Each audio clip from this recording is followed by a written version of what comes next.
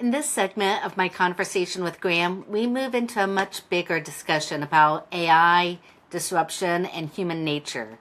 But what makes this interesting is that it's not really about technology, it's about people. Graham talks about how AI may compress decades of disruption in just a few years, faster than anything most of us have experienced in our lifetime. But underneath that conversation is something deeper. Why are people responding to change so differently? Why perception shapes our reality, and why certainty can actually become dangerous during periods of transformation. This conversation gets philosophical.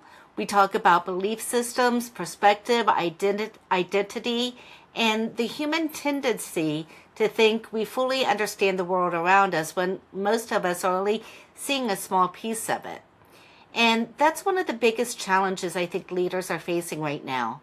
Technology is accelerating faster than our ability to emotionally, culturally, and socially process what's happening around us.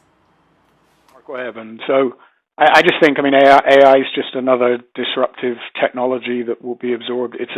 Like everything, it's an amazingly powerful thing for positive and possibly negative.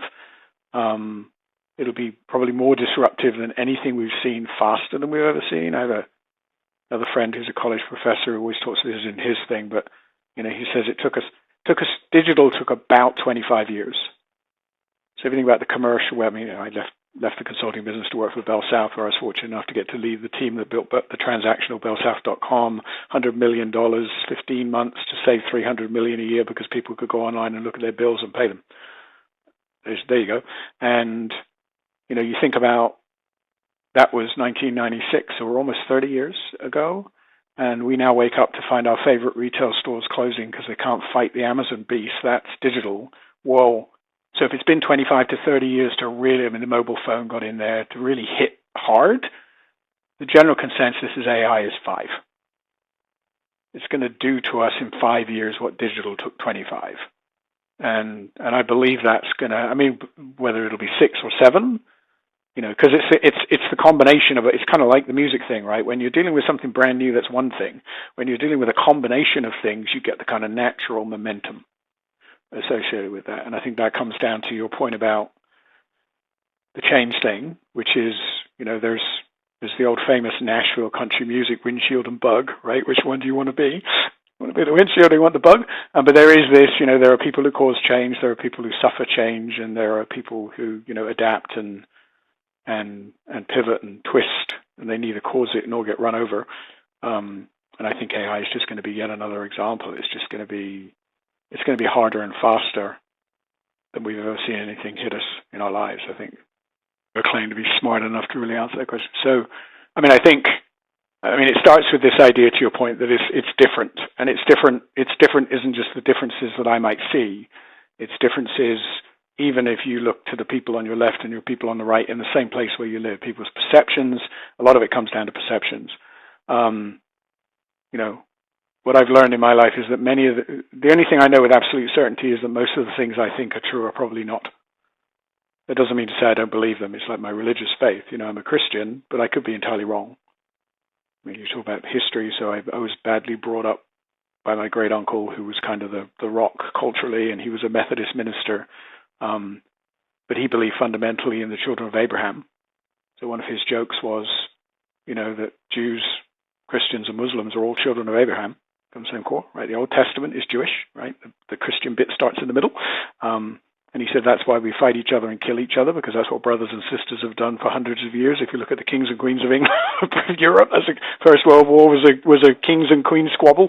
And so that's the natural human thing, right? And so, you talk about the fundamentals. So what I've learned is that by the way, his standing joke was that someday he would pass away, he would climb up the steps, he'd be up there, he'd look at this guy sitting by the gate.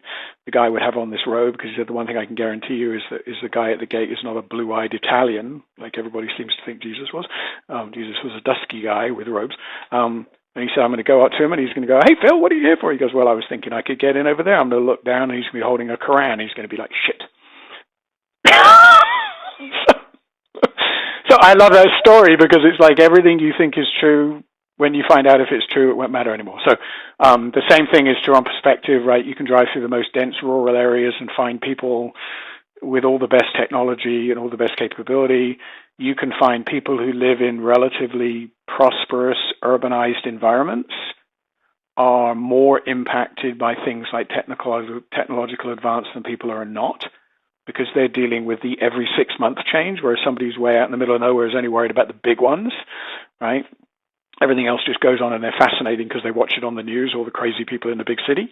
So I think that idea that you can make a decision without sitting down and talking to people, you can actually understand the way they see it, is very dangerous, by the way, because it's often very different than you think it is. I think when it comes to, and as I said, that fact that you kind of miss all the middle steps sometimes when you're away can actually be hugely beneficial, because that's a churn that doesn't actually add much value. It's just a way of getting from point A to point B. If this conversation made you think a little deeper about change, uncertainty, or the way you see the world, I think you'll connect with my book, Learn to Love the Roller Coaster.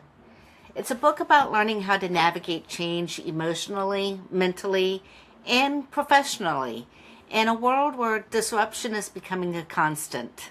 It explores fear, identity, resilience, that's a hard one, mindset, and the eternal stories we carry while the world around us keeps evolving. Because the hardest part of change is often not the technology, the market, or disruption itself. It's how we process it as human beings. You can learn about my book and my work through Amplified Concepts in the description below. And if you enjoyed this conversation, subscribe, share it with someone who's trying to make sense of this world right now, and come back for the next segment of my conversation with Graham.